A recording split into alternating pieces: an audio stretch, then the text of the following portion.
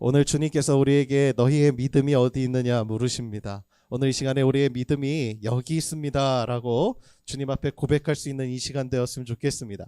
이 시간에 우리가 찬양을 통하여서 우리의 믿음을 고백하며 이 시간 나아가는 시간 되도록 하겠습니다. 우리 함께 찬양하며 나아갈까요? 이 눈에 아무 증거 아니 배어도 믿음만을 가지고 손을 걸으며 아니 들려도 하나님의 약속 위에 서리라. 걸어가세 믿음 위에 서서 나가세 의심 버리고 걸어가세 믿음 위에 서서 눈과 귀에 아무 증거 없어도 이 눈에 보기에는 어떠하든지 이미 얻은 증거대로 늘 믿으며 이 맘에 의심 없이 살아갈 때에 우리 서원 주 안에서 이르리. 걸어가세 믿음 위에 서서 나가세 의심 버리고 걸어가세 믿음 위에 서서 눈과 귀에 아무 증거 없어도 주님의 거룩함을 들고 맹세한 주 하나님 아버지는 참 미쁘다. 그게야 모든 약속 믿는 자에게 능치 못할 무슨 일이 있으나 걸어가세 믿음 위에 서서 나가세 의심 버리고 걸어가세 믿음 위에 서서 눈과 귀에 아무 다시 한번 고백할까요? 이 눈에 아무 증거 아니 배어도 믿음만을 가지고 손을 걸으며 이 귀에 아무 소리 아니 들려도 하나님의 약속 위에 서리라.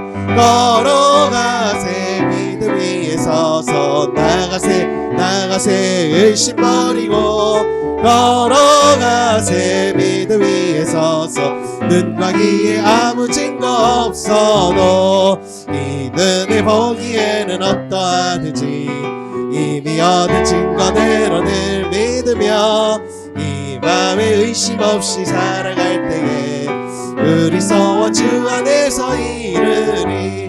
걸어가세 믿음 위에 서서 나가세 의심 버리고 걸어가세 믿음 위에 서서 눈과 귀에 아무 증거 없어도 주님의 거룩함을 들고 맹세한 주 하나님 아버지는 참 미쁘다. 그 귀한 모든 약 믿는 자에게 능치 못할 무슨 일이 있을까. 걸어가세 믿음 위에서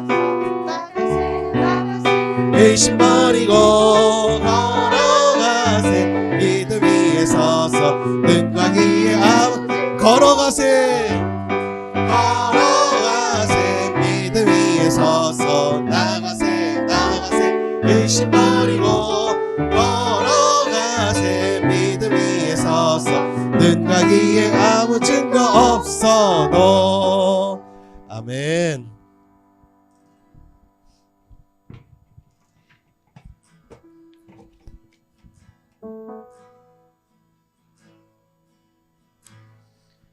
나의 영혼이 잠잠히 하나님만 바라며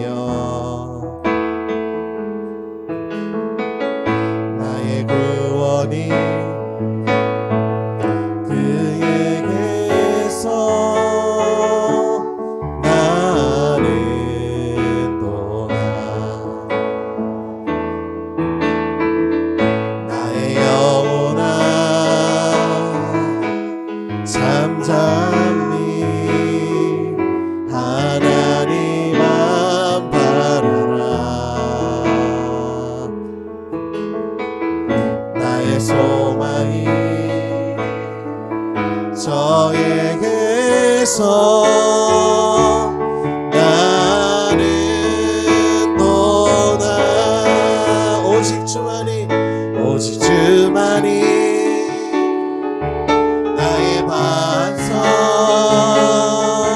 나의 구원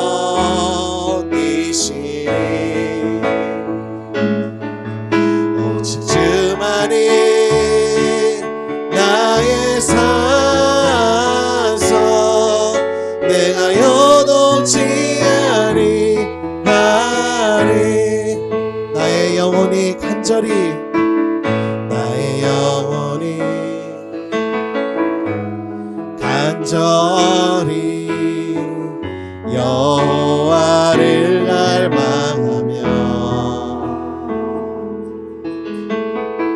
나의 입술이 여호와를 찬양하리.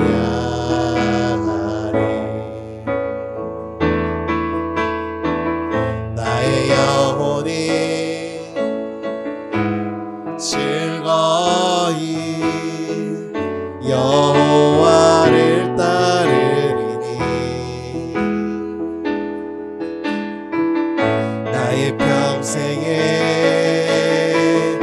여호와를 송축하리. 오직 주만이 나의 반석 나의 구원이시니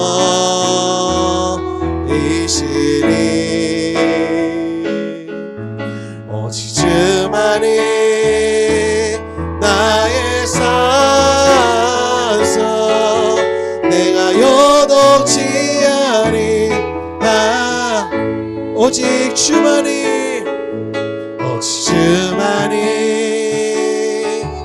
나의 완성 나의 구원이시니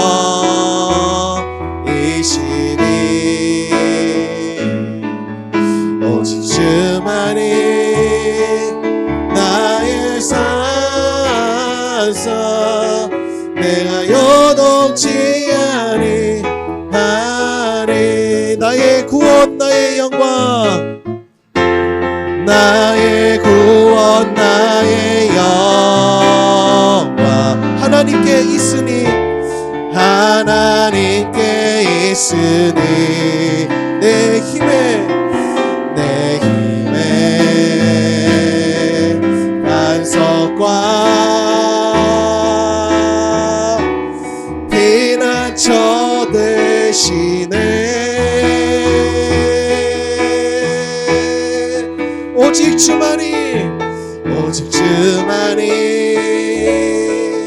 나의 반석 나의 구원이시니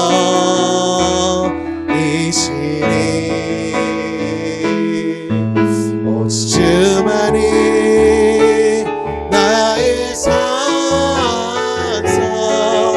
내가 요동치야. 우리 다시 한번 고백하며 나가겠습니다.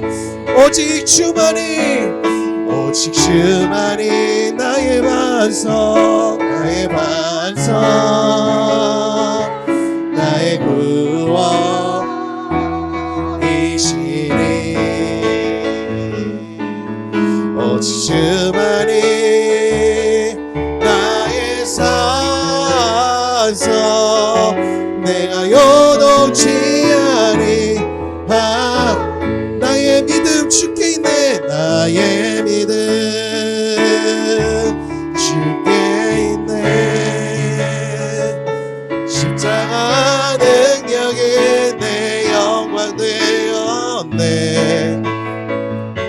주께서 우리를 승리케 하셨네. 나의 능력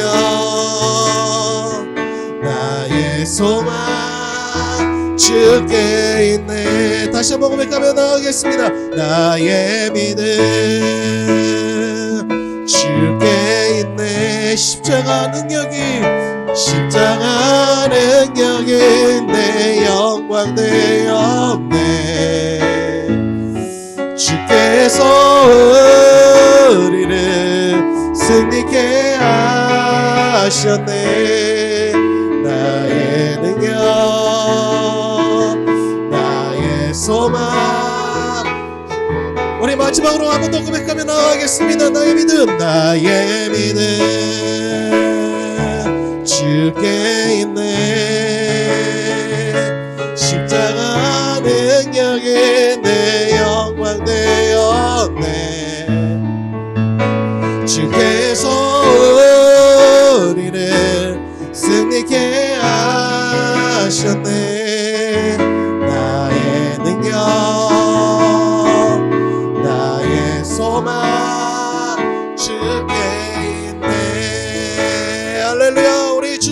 영광의 박수 돌리며 나아가겠습니다.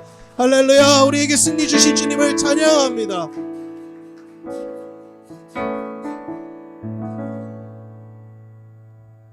기도하겠습니다. 함께 기도하시겠습니다. 믿음은 들음에서 나며 들음은 그리스도의 말씀으로 말미암았느니라. 어느덧 22년 한 해도 얼마 남지 않았습니다. 남아있는 기간도 온전함으로 보내게 하시고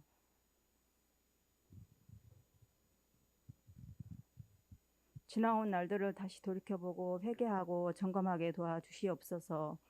지금 세계적으로 너무 힘듭니다. 우크라이나 전쟁과 코로나로 경제가 너무 어려운 가운데 있습니다. 하루속히 안정될 수 있도록 도와주시옵소서.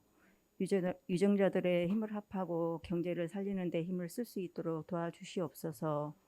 우리 믿는 자들이 더 기도하게 하여 주옵소서. 이 시간에도 몸이 아픈 자, 또 재정적으로 어려운 자들을 주님의 손길로 치료하시고 어려움 가운데서도 힘을 얻게 하시옵소서. 그리하여서 주님 앞에 영광 돌리게 하여 주옵소서. 우리 더불어 기쁨 교회를 위해서 기도합니다. 우리 교회를 통하여서 이 지역의 영혼들을 구원하게 하시고 소외계층을 돌아볼 수 있는 교회가 되어지게 도와주시옵소서. 이 시간에 단위에서 말씀을 증거하실 우리 목사님의 의견에 강건하게 하시고 말씀을 선포하실 때 우리들의 귀를 열게 하셔서 아멘으로 화답하게 하옵소서. 예배 시종을 주님께 의탁하며 예수님의 이름으로 기도합니다.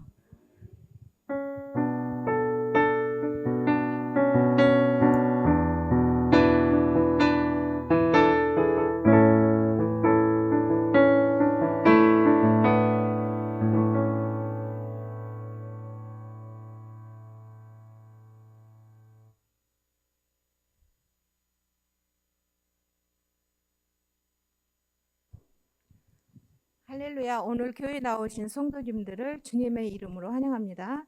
우리 서로 얼굴을 보시면서 이렇게 인사하셨으면 좋겠습니다. 얼굴만 배워도 은혜가 됩니다.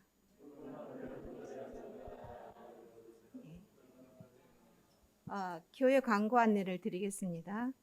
다음 주일은 예배 후 당회와 구역회가 있습니다. 교우들께서는 모두 참석해 주시기 바랍니다. 운영위의 모임 안내입니다. 금일 속회 후 4층에서 모이겠습니다. 운영위원들께서는 모두 참석해 주시기 바랍니다. 오늘 방문 예배로 선한목자교회 김영희 속회에서 우리 교회를 방문해 주셨습니다. 방문해 주신 교우들께서는 잠시 자리에서 일어나 주시기 바랍니다. 박수로 환영해 주시기 바랍니다. 자리에 착석해 주시기 바랍니다. 다음 주일 임사자는 기도의 김동임 권사님, 성경 봉독의 권민회 집사님이며 안대는 이속, 식사는 삼수입니다. 한 주간 기도로 준비해 주시기 바랍니다. 이 시간 주님의 말씀을 함께 보도록 하겠습니다. 주님을 경외하는 마음으로 다 자리에서 일어나시겠습니다. 오늘 주님께서 주시는 말씀은 누가복음 8장 16절에서부터 25절 말씀입니다. 저와 여러분 한 절씩 교독하시겠습니다.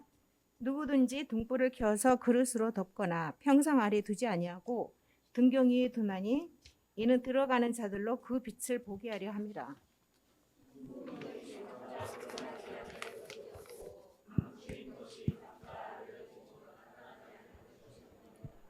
그러므로 너희가 어떻게 들을까 스스로 삼가라.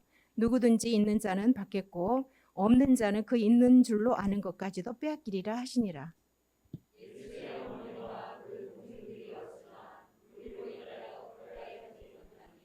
어떤 이가 알리되 당신의 어머니와 동생들이 당신을 보려고 밖에 서 있나이다.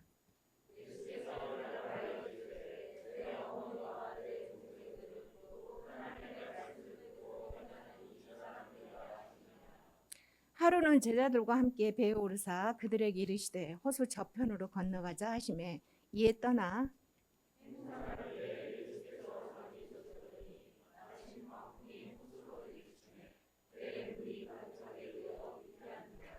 제자들이 나와 깨어 이르되 주여 주여 우리가 죽겠나이다 한데 예수께서 잠을 깨사 바람과 물결을 꾸짖으시니 이에 그쳐 잔잔하여 지더라.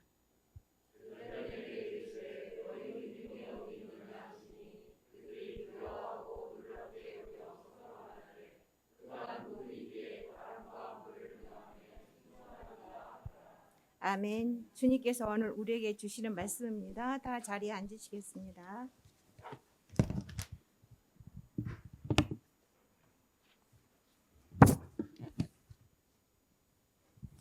네, 광고 몇 가지만 추가하겠습니다. 첫 번째로 이제 다음 주부터 1월 1일까지 속회 방학입니다. 연말이라서 이래저래 행사가 많습니다. 그래서 한 3주간 저희가 그 속회 방학을 갖고 새로운 속회로 우리가 새해를 시작하도록 하겠습니다. 그렇게 알아주시면 좀 좋겠고요. 오늘 이제 파송 선교사로 섬겨주셨던 교우들 가정 두 가정이 이제 다시 복귀를 하시게 됩니다. 그래서 우리가 참 아쉬운 마음이지만 또 축복의 마음으로 또 우리가 환송하면서 좀 축복해 주었으면 좋겠다 싶습니다. 그동안 한 지금 호명하시는 분들은 좀 앞으로 나와 주셨으면 좋겠어요. 김출배 권사님, 최계순 집사님, 정규환 권사님, 배계영 권사님. 네, 앞으로 나와 주세요. 네, 감사합니다. 네. 네, 여기 앞으로 나와 주시면 되겠습니다. 네, 우리 참 귀하신 분들이세요. 우리 김칠배 권사님 가정 이 앞으로 와주시죠. 한 4년을 섬기고 이제 복귀하시게 되십니다. 우리가 정말 귀하신 분들인데 아쉬운 마음도 크지만 우리가 또한 하나님 나라 안에서 한 가족이요 또 영으로 소통하며 우리가 언젠가 또 다시 만날 가족이라고 생각하며 우리가 좀 축복하며 우리가 이렇게 보내드렸으면 좋겠어요. 우리 함께 찬양하면서 우리 이들을 좀 축복해 드렸으면 좋겠습니다. 우리 당신은 하나님의 언약 안에 있는 축복의 통로. 이 시간에 우리가 축복해 주시고 혹시 선물 가지고 오신 분들은 좀 같이 인사해 주셨으면 좋겠습니다. 주께 돌아오게 되리. 우리 한 번 더 고백할까요? 당신은 하나님의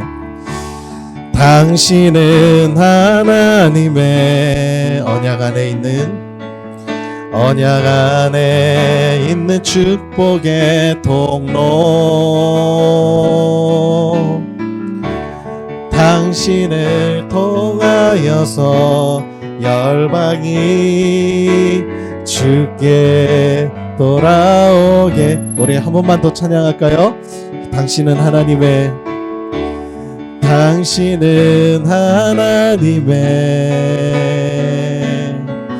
언약 안에 있는 축복의 통로. 당신을 통하여서 열방이 주께 돌아오게 되리. 우리 시간에 그렇게 뻗은 손 그대로 우리 한 번만 기도해 주었으면 좋겠습니다. 하나님, 어느 곳으로 가든지 우리 교회에서 이렇게 신앙 훈련도 받고 말씀을 같이 공유하면서 우리가 배워왔던 것, 일상의 그리스도인으로서 각자의 삶에서 하나님 나라를 신실하게 세워나가는 주의 종들이 되게 하여 주옵소서. 우리 시간에 합심하여서 우리 짧게 기도하며 나아가도록 하겠습니다. 기도하겠습니다. 아버지 하나님, 이 시간에 함께 축복하며 기도하며 나아갑니다. 아버지 하나님, 사랑하는 우리 김철배 권사님, 최계순 집사님, 또 정규환 권사님, 배계영 권사님을 축복하며 나아갑니다. 하나님, 이들의 삶 가운데 놀라운 하나님 축복과 은혜를 더하여 주옵소서. 하나님, 이들이 나아가는 발걸음마다 놀라운 주의 은혜를 더하여 주시고, 아버지 하나님, 어느 곳에 가든지 주의 은혜, 주의 말씀이 아버지 하나님 이들의 삶을 사로잡을 수 있도록 주여 축복하여 주옵소서. 그래서 일상의 그리스도인으로서 각자의 주어진 삶 속에서 이 땅에서 하나님 나라를 세우며 아버지 하나님 나아가게 하여 주시고, 우리가 이 땅을 걷되 하나님 나라를 바라보며 나아가는 귀한 하나님의 자녀들 되게 하여 주옵소서. 주님 감사합니다. 주님 축복합니다.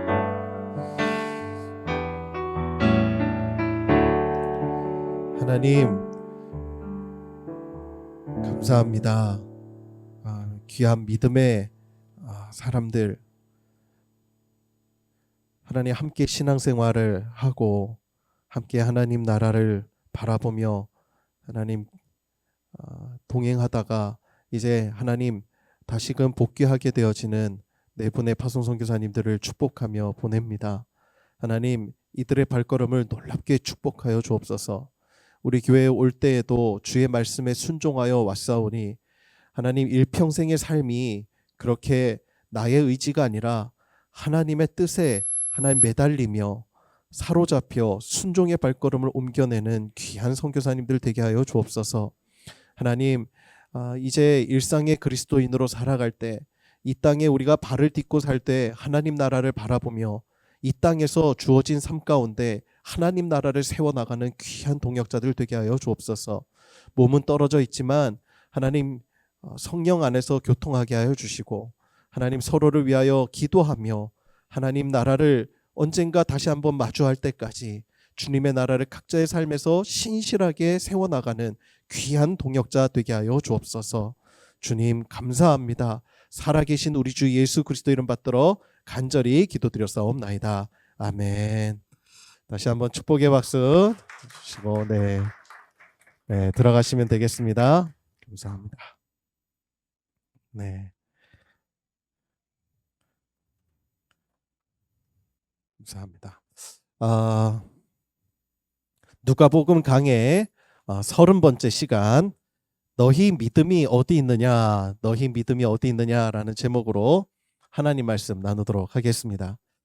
우리 속담에 구슬이 서말이라도 깨어야 보배라는 말이 있죠.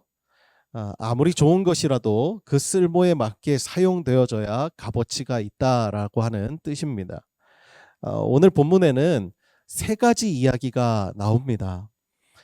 등불 비유와 예수님의 가족이 예수님을 찾아온 이야기, 그리고 예수님께서 바람과 물결을 잔잔하게 하신 이야기입니다. 이 세 가지 이야기는 마치 보석 구슬과 같습니다.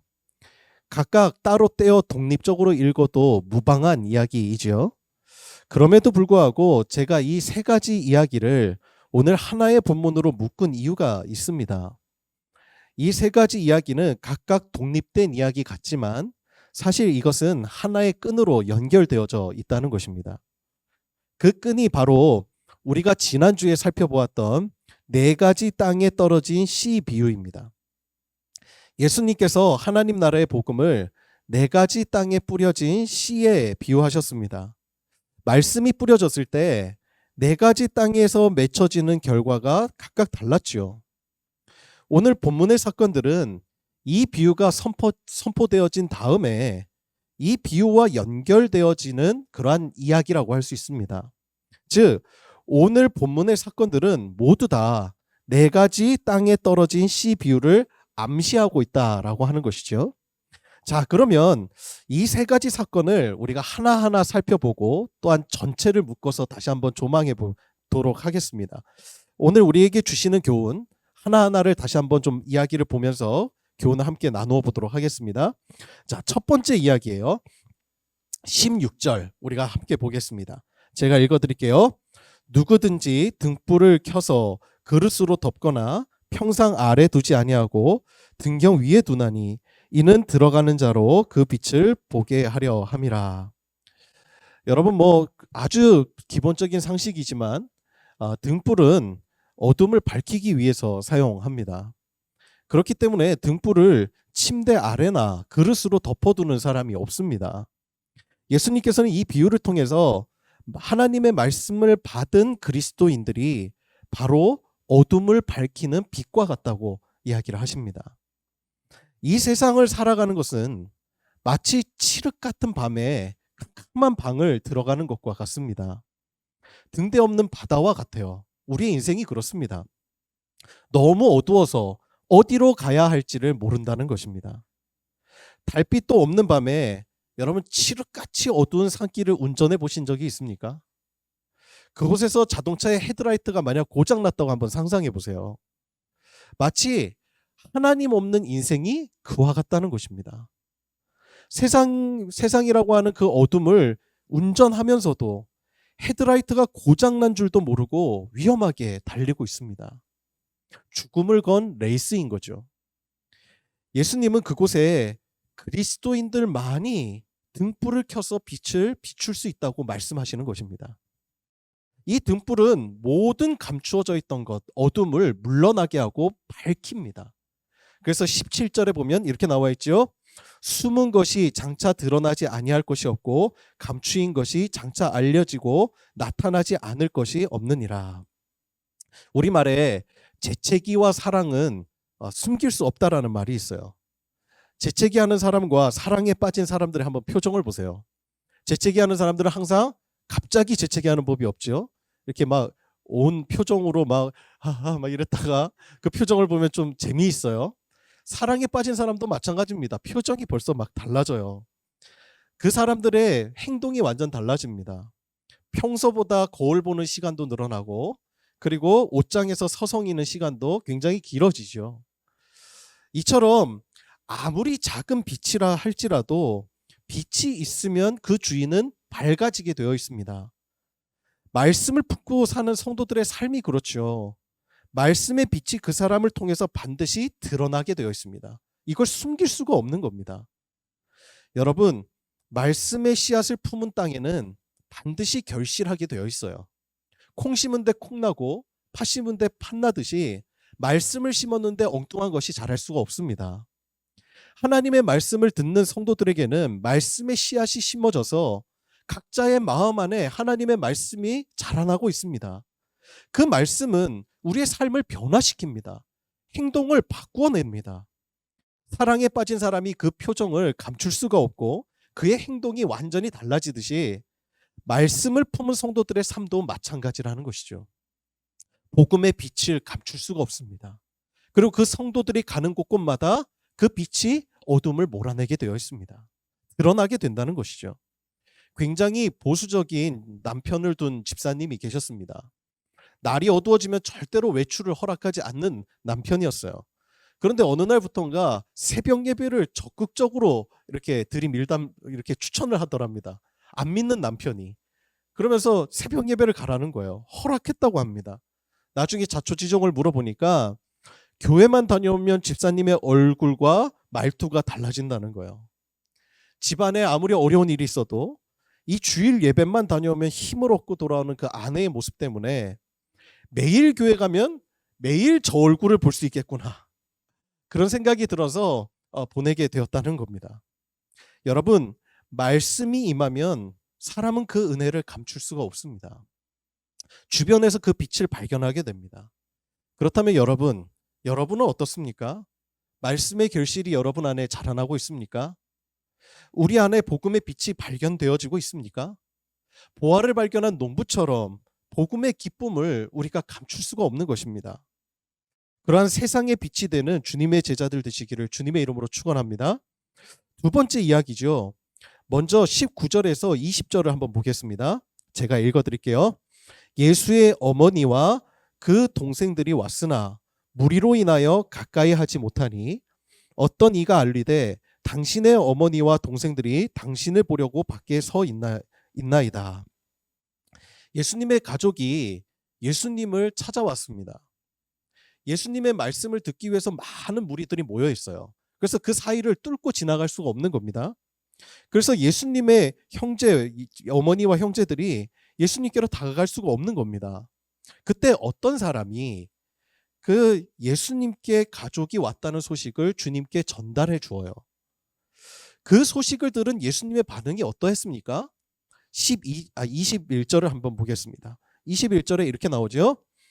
예수께서 대답하여 이르시되 내 어머니와 내 동생들은 곧 하나님의 말씀을 듣고 행하는 이 사람들이라 하시니라. 아멘. 여러분 한번 생각해 보십시다. 이 말씀을 들은 예수님의 가족들은 어떤 심정이었을까요?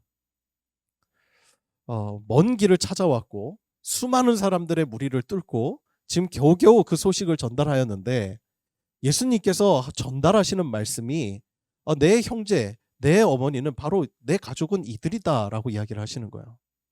어떻게 보면 이 말씀이 참 우리에게 이해가 가지 않는 말씀이기도 합니다. 서운한 마음, 또는 불효자와 같은 그런 생각이 들 수도 있겠지요. 자, 그렇다면 예수님은 지금 예수님을 찾아온 가족들을 무시하신 것입니까? 가족들보다 더 소중한 사람들이 있다는 그런 말입니까? 이 말씀을 여러분 오해하시면 안 됩니다. 간혹 목회자나 사역자들 중에서 목회를 무기 삼아서 가족들의 희생을 정당화하는 말씀으로 이 구절을 인용하는 사람들이 있습니다. 이것은 말씀을 완전히 왜곡한 것이죠.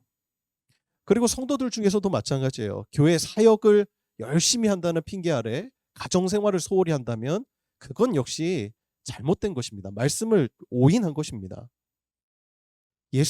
이것은 예수님께서는 십자가를 달리실 때 오히려 요한에게 어머니 마리아를 잘 부탁한다고 그에게 이야기를 합니다. 가족을 마지막까지 생각하신 거예요. 또한 그 동생이었던 야고보는 초대교회의 지도자로 세워졌고 동생 유다는 유다서를 기록했습니다. 그러한 사실을 보면 예수님께서는 마지막까지 가족들을 결코 외면하지 않으셨다는 사실을 우리가 깨닫게 됩니다. 자, 그렇다면 오늘 이 말씀을 우리가 어떻게 이해해야 되는 것이죠? 오늘 본문과 동일한 사건을 기록하고 있는 마태복음과 마가복음에는 이 누가복음에 없는 기록이 거기에 기록이 되어 있습니다. 그것은 예수님의 어머니와 동생들이 예수님을 찾아온 이유죠. 오늘 우리의 본문에는 그 이유가 안 나와요. 자, 그러면 그 이유가 뭘까? 마태복음과 마가복음에 의하면 바알세불 논쟁 이후에 예수님의 가족이 예수님을 찾아왔다고 기록이 되어 있습니다. 자, 여러분, 바알세불 논쟁이 무엇이었죠? 예수님께서 귀신들을 내어 쫓는 것을 보면서 유대 종교 지도자들이 예수님을 향해서 귀신씨였다고 이야기를 했습니다. 귀신의 왕이라는 거예요. 그래서 저런 사역을 한다고 그렇게 시비를 걸었습니다. 이때 예수님의 친척들이 어떻게 반응하죠? 오히려 예수님을 감싸기보다는 그 친척들은 예수님이 미쳤다고 생각했습니다. 그래서 마리아와 예수님의 동생들은 그 친척들의 말이 사실인지 아닌지 순전히 인간적인 염려 때문에 지금 예수님을 찾아온 것이었어요. 이때 예수님께서는 지금 수많은 무리들에게 하나님 나라를 선포하고 계셨습니다. 예수님께서는 하나님 나라의 가족이 곧 하나님의 말씀을 듣고 행하는 사람들이라고 정의하신 거예요. 유대인들은 자신들만이 하나님 나라의 백성이라고 자부했었습니다. 하지만 예수님께서는 하나님 나라의 백성은 육신의 혈통으로만 말미암는 것이 아니라 누구든지 하나님의 말씀을 듣고 행하는 사람이라면, 즉 그 말씀의 씨앗을 품어서 그 결실을 맺는 사람은 남녀노소, 빈부귀천, 인종을 막론하고 차별 없이 예수님의 가족이 될 수 있다고 선포하시는 것입니다. 반대로 길가와 같이 말씀을 듣지 않거나 바위와 가시떨기처럼 말씀을 듣고도 행하지 않는다면, 마치 유대 종교 지도자들과 같다면 그의 혈통이 아무리 아브라함의 후예라 하더라도 예수님의 가족이 될 수 없다라고 하는 것이죠. 예수님께서는 항상 비유로 말씀을 가르치시고는 귀 있는 자는 들으라 라고 말씀하세요. 여러분, 거기에 모인 사람 중에 귀 없는 사람이 어디 있겠습니까? 귀가 있으니까 다 들었겠죠. 그렇다면 여러분, 이 말씀의 뜻이 무엇이지요? 이해력 테스트입니까? 너희 이해했냐? 이해 가는 사람만 알아서 들으라는 그런 뜻입니까? 아닙니다. 순종하라는 것입니다. 여러분, 우리도 듣는다라는 말에는 순종하다라는 뜻이 담겨져 있죠. 제가 우리 아이들에게 얘들아 밥 먹자라고 말했다고 한번 칩시다. 그때 아이들이 네라고 대답을 해놓고 자기들이 원하는 게임만 계속하고 있다면 그 아이들은 부모의 말을 들은 것입니까? 안 들은 것입니까? 분명 청력에는 문제가 없었지만 부모의 말에 행동이 따르지 않았기 때문에 우리는 아이가 말을 듣지 않는다라고 이야기합니다. 말을 듣는 자가 제자입니다. 자녀입니다. 가족입니다. 그렇게 하나님의 말씀을 듣고 행하는 사람들이 모인 교회가 바로 예수님의 가족 공동체인 것이죠. 우리가 바로 예수님의 제자요, 형제요, 자녀인 줄 믿습니다. 아멘입니까? 자, 그러면 마지막 세 번째 이야기로 넘어가 보십시다. 이 말씀은 갈릴리 호수에서 광풍을 잔잔하게 하신 예수님에 대해서 증거하고 있어요. 22절에서 23절입니다. 제가 봉독해 드릴게요. 하루는 제자들과 함께 배에 오르사 그들에게 이르시되 호수 저편으로 건너가자 하시매 이에 떠나 행선할 때에 예수께서 잠이 드셨더니 마침 광풍이 호수로 내리침에 배에 물이 가득하게 되어 위태한지라. 아멘. 예수님께서 갈릴리 호수를 건너서 다른 마을로 가자고 말씀하십니다. 오늘 본문에는 이때가 언제인지 기록되어 있지 않지만 본문과 평행 구절인 마가복음 4장 35절에 보면 그때가 날이 저물 때라고 분명히 기록하고 있습니다. 이때는 주로 대류 현상에 따라서 바람의 방향이 바뀌는 시기입니다. 이때 갈릴리 호수는 지금도 가끔씩 예측하기 힘든 광풍이 불 때가 많다고 하죠. 그런데 그 광풍이 한 번씩 불면 그 위세가 정말 대단하다고 합니다. 그 힘이 얼마나 대단했는지 오늘 본문은 이렇게 표현해요. 광풍이 호수로 내리쳤다라고 이렇게 표현을 합니다. 제가 과거에 동해세관에서 근무할 때 외국 선박에서 밀수품이 실렸다는 제보를 받으면 그러면 배로 검색을 나갈 때가 있습니다. 한 번은 파도가 높게 치던 날에 파도가 얼마나 심한지 진짜 뱃머리 앞에 이렇게 유리창을 보면요. 이렇게 바다 속으로 들어갔다가 그러다 다시 하늘이 보이고 이것이 반복됩니다. 그 풍랑의 위험이 정말 대단합니다. 지금 예수님의 제자들 중에는 갈릴리 호수에 잔뼈가 굵은 베테랑들이 많습니다. 전문가들이 있어요. 어부들이었습니다. 하지만 그러한 엄청난 광풍에 그들은 속수무책이었습니다. 배에는 물이 결국 가득 찼습니다. 그런데 우리가 말씀에 보면 잘 이해가 가지 않는 기록이 있어요. 그게 뭐죠? 이러한 극심한 상황 속에서도 예수님은 주무셨다는 것입니다. 그 험한 파도와 제자들의 비명 소리에도 예수님이 깨지 않으셨습니다. 거의 기절했다고 해도 무방할 정도로 깊이 잠이 드신 거죠. 이처럼 깊이 잠을 청할 수 있는 경우는 아마 두 가지 조건이 충족되어야 가능할 것 같습니다. 첫 번째로는 과로했을 때죠. 예수님께서 온종일 말씀을 가르치셨기 때문에 아마 굉장히 피로하셨을 것 같아요. 그리고 두 번째 조건은 잠자는 환경이 불안함 없이 아주 평안할 때입니다. 그때야 비로소 우리는 깊은 잠을 잘 수 있지 않습니까? 여러분, 옆에서 전쟁이 터지는데 잠잘 사람이 누가 있겠어요? 사람이 아무리 피로해도 전쟁터, 커다란 문제 앞에서는 잠을 이룰 수가 없습니다. 따라서 예수님이 그 밤에 그 바다를 건너면서도 이처럼 깊은 잠에 드셨다는 것은 그 어떠한 어려움도 두려움도 없으셨다는 거예요. 두려움이 없으셨다는 겁니다. 주님의 마음은 평안하셨다는 거예요. 폭풍도 예수님을 깨울 수가 없었습니다. 그런데 그 예수님의 잠을 누가 깨웠지요? 24절입니다. 제가 읽어드릴게요. 제자들이 나와 깨워 이르되 주여 주여 우리가 죽겠나이다 한데 예수께서 잠을 깨사 바람과 물결을 꾸짖으시니 이에 그쳐 잔잔하여 지더라. 예수님의 잠을 깨운 것은 아이러니하게도 폭풍우가 아니었습니다. 예수님의 제자들이었어요. 예수님의 잠을 제자들이 깨웠다는 겁니다. 거친 파도가 아니라 불안에 가득 찬 제자들이었습니다. 문제는 거센 파도가 아닙니다. 그것에 대한 우리의 두려움입니다. 예수님께서 일어나 바람과 물결을 꾸짖으시니 곧 잔잔해졌다고 나옵니다. 그리고 주님은 물으십니다. 25절이죠. 제자들에게 이르시되 너희 믿음이 어디 있느냐 하시니 그들이 두려워하고 놀랍게 여겨 서로 말하되 그가 누구이기에 바람과 물을 명함에 순종하는가 하더라. 여러분, 제자들이 두려워했던 이유가 무엇입니까? 파도 때문입니까? 진짜 두려워했던 이유가 뭐죠? 이유는 명확합니다. 예수님이 누구신지를 망각했기 때문이에요. 지금까지 예수님은 자신이 누구신지를 제자들에게 계속 계시해 오셨습니다.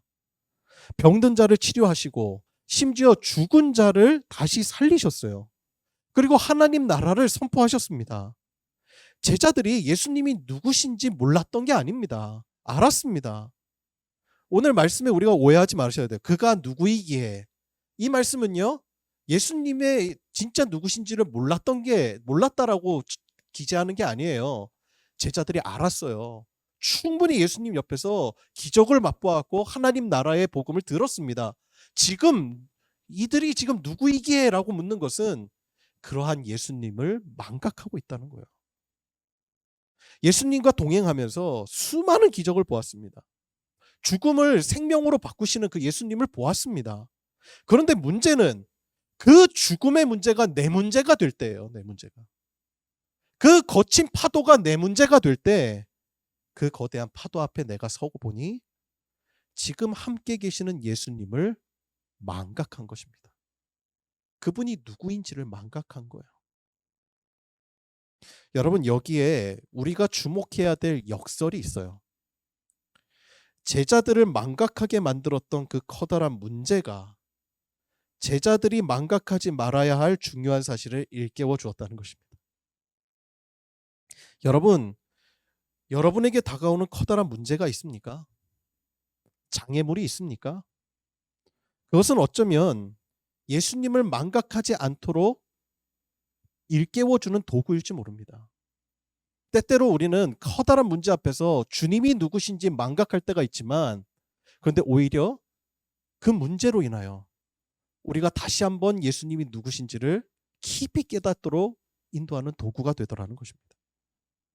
그 문제를 통하여서 예수님이 진짜 누구신지, 얼마나 위대하신 분이신지를 제자들이 다시 한번 깨닫게 되더라는 거예요.